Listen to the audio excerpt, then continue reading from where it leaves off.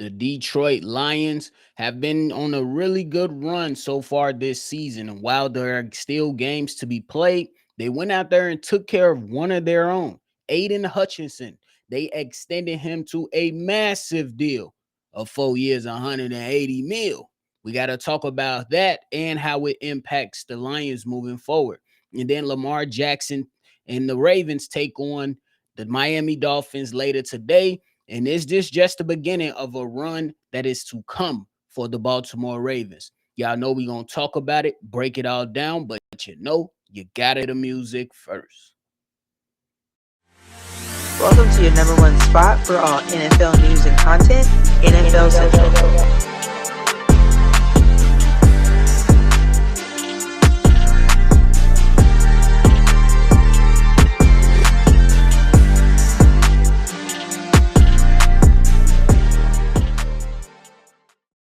What's going on, NFL fans? Welcome back into another episode of NFL Central, your number one spot for everything NFL. I'm your host here, Bobby, and I'm holding it down on today's episode. So if you're tuned in, love talking football, make sure you go ahead and hit that like button and subscribe to the channel.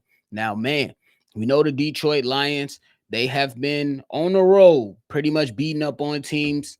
They did take a bad loss, you know what I'm saying, versus the Kansas City Chiefs. But outside of that game, they have been really, really impressive offensively and defensively, if we're speaking objectively about this team.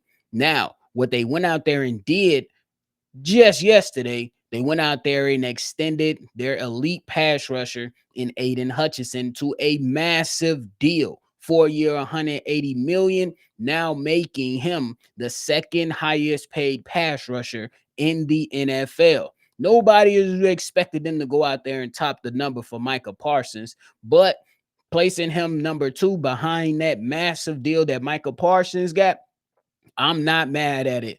When you look at the Detroit Lions, you look at how well that offense is running. You got the best running back duo in the league. You probably have the best offensive line.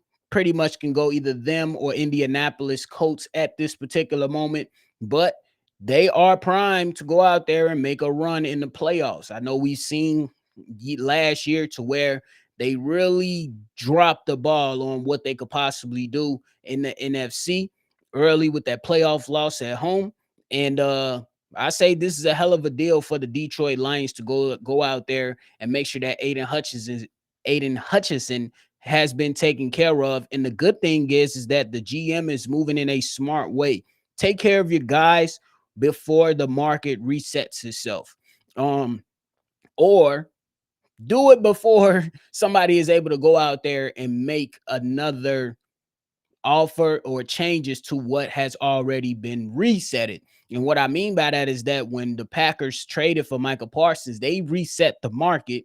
And now here comes Detroit pretty much going there and securing and locking up Aiden Hutchinson with the deal of their own, but not necessarily resetting the market. I think it was a smart decision for the Lions to go out there and lock up Aiden Hutchinson while they have the money to do so. And maybe this is something that keeps him going, you know what I'm saying, and probably energize him just a little bit more throughout the season to where he can even become much more greater than what he has already been doing thus far for the Detroit Lions. Now, I know there's going to be some expectations for this team. A lot of people have them as the best team in the NFC. Some, I even heard today, placed them as the top team in the NFL. Look, it's still a lot of football games to be played. We know that in the NFC, you still have to worry about teams like the Los Angeles Rams, still have to worry about teams like the Philadelphia Eagles. And then on the AFC side, you still have to worry about Patrick Mahomes and those Kansas City Chiefs alongside other superstars like Josh Allen and Lamar Jackson, though Lamar Jackson is fighting an uphill battle. So there's a lot of things to still consider and a lot of things to still figure out as the season pushes on because we're only like 9 weeks into the season. But I think that the Detroit Lions, they made a smart decision here, getting him locked up for the foreseeable future. Now it's all going to come down on how do you continue to maneuver through all of this, and do you really, if you drop the ball, how can you go out there and continue to reshape the roster to give you the best chance to cash in on the Super Bowl that the Detroit Lions just don't have in their history at all?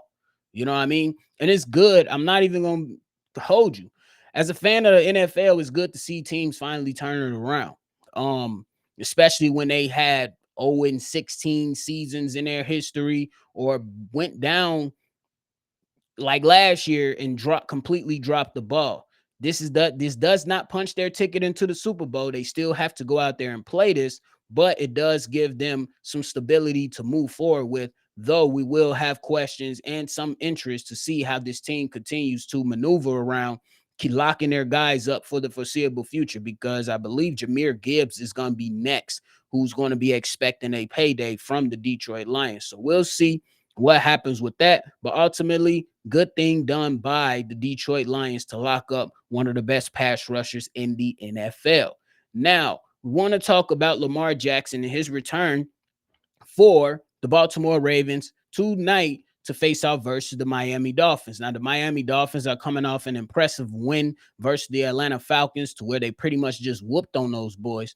And all the turmoil that has been surrounding the Miami Dolphins, they came out last week and they took care of business. Now, you look at the Baltimore Ravens, who have started to get guys back on their defense, who started to get guys back on their offense and took care of business versus my Chicago Bears this past week. And on a short week, Lamar Jackson is set to return. And it looks like Derrick Henry might be on his roll again, might be turning that corner from all those turnovers that he generated the first few weeks that cost the Baltimore Ravens some games. That defense looked much better in their last two games. In the first game versus Los Angeles Rams, holding them to 17 points. And then in their last game versus the Chicago Bears, holding the Bears to 16 points after the Bears pretty much scored 21 points in every single game up until last week. So you got to give credit where credit is due when it comes to the Baltimore Ravens defense for stepping up and taking ownership on how bad they've been playing, how they let games go, and the mistakes that they've been making. You seen young guys, Starks go out there and make a couple plays last week. You seen Kyle Hamilton go out there and make plays last week. You seen Roquan Smith get healthy and make plays last week as well. And then their rookie and Mike Green went out there and got him a sack last week. Hopefully that can be something that can catapult this team into going on a strong run. Remember a few weeks ago, I said that even though the Baltimore Ravens are going through a really, really tough time, they still have a path to go out there and try to win this division and punch their ticket into the playoffs. Now, right now, the Pittsburgh Steelers currently hold on to the number one seed, at least within the AFC North. But the Baltimore Ravens, how they looked last week versus the Bears, and with the kind of softening of their schedule with teams like Miami tonight, then Minnesota, then Cleveland, then the Jets, then Cincy and Pittsburgh, all coming up within the next few weeks, the Baltimore Ravens look like they have a strong chance of really making a run and pretty much supplanting themselves back into the conversation of playoffs. Now, when it comes to the Pittsburgh Steelers, in comparison to the Baltimore Ravens, the Pittsburgh Steelers, they don't necessarily have the easiest schedule coming up, just to keep it real with you all. This week, they take on the Indianapolis Colts, who are on a heater, 7-1 right now in the NFL. Then after that, they play a very tough Los Angeles Chargers team. Then a divisional game versus the Bengals, and then they go to Chicago to play the Bears, and then you have Buffalo and Baltimore games coming up within the next few weeks. And they are coming off two bad losses, one to Green Bay and the other to the Cincinnati Bengals, to where you look at the Pittsburgh Steelers and ask them, how can you not take advantage of the opportunities that have been placed right in front of you to go out there and win football games, to place a larger gap between yourself and the Baltimore Ravens while the Baltimore Ravens are down? To keep it real with you, the Pittsburgh Steelers defense, with all those guys on that defense and that experience, though they are old on the defensive side of the ball, you expect much better from a defense like that. Got Patrick Queen, got Jalen Ramsey, had Joey Porter Jr., got TJ Watt, a bunch of other guys too, mixed in with a couple young guys. How is the defense this damn bad? So, and the offense, it had its moments. I'll keep it real with that. When you talk about the Pittsburgh Steelers offense, it had its moments, but one thing that myself and my co-host Steve always talked about is the making the trade for DK Metcalf and then trading away George Pickens, and how DK Metcalf is not necessarily that separator that Aaron Rodgers always had in like a Jordy Nelson or a Devontae Adams. You know what I mean? So those challenges present itself for the Pittsburgh Steelers offense, and the defense not being so good to help carry the load, you know what I'm saying, or at least stabilize things for the Pittsburgh Steelers, while the offense honestly has not been terrible. But when you consider it all, those guys look like they might be letting go of the division.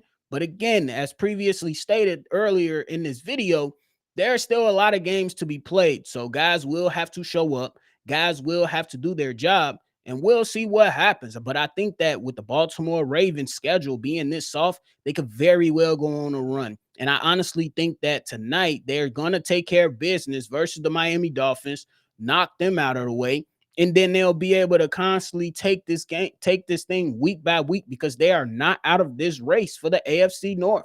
And if that does happen, if the Baltimore Ravens are able to go on a run and ultimately win the AFC North, that is going to be terrible for Mike Tomlin and the Pittsburgh Steelers, who had a lead in this division early on.